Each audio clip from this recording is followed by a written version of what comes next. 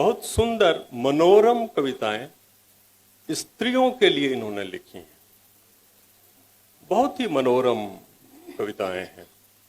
उसमें से एक आध का मैं पाठ करूंगा, जिसमें इसमें एक ये भी है कि मैं क्लिप बनना चाहता हूं ताकि तुम्हारे घुंघराले केश तुम्हारी आंख में न गड़े।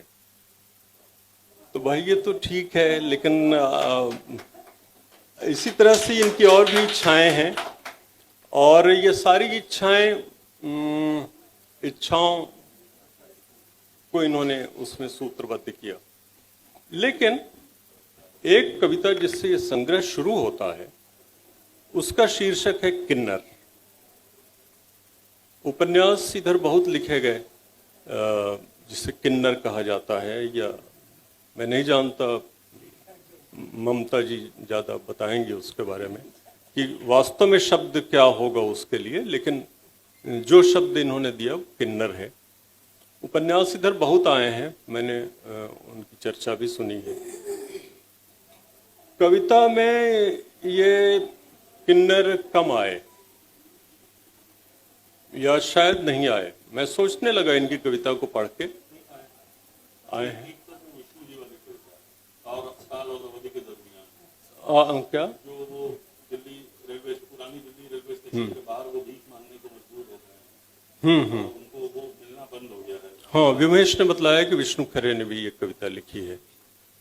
तो इस तरह से मतलब एक दो कविताएं हैं, लेकिन इनकी कविता में वो दृश्य के तौर पर नहीं आते। मुझको विष्णु खरे की भी वो कविता याद है, आ गई इनके कहने से। इनकी कविता में किन्नर दृश्य नहीं है। एक बहुत ही मूल सवाल है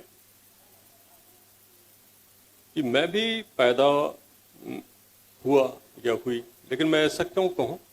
मैं क्यों न ऐसे कहूं कि मेरा भी जन्म हुआ? तो यहां पर क्रिया का जो लैंगिक बोध है वो समाप्त हो जाता है। मेरा भी जन्म हुआ। अब उस जन्म से लेकर के जो प्रताड़ना है, जिसका जन्म हुआ और जिसने जन्म दिया,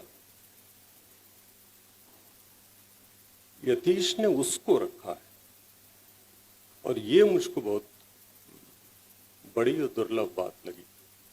इधर मैंने कुछ इस तरह के अनुभव अखबारों में पढ़े, और उसमें अभी बिल्कुल हाल का जो अनुभव मैंने पढ़ा एक हफ्ते पहले का, उसमें यही था कि उसकी मां को कैसा लगा और लगातार लगता रहा। तो ये एक बहुत नई कविता मुझको लगी किन्नर पर।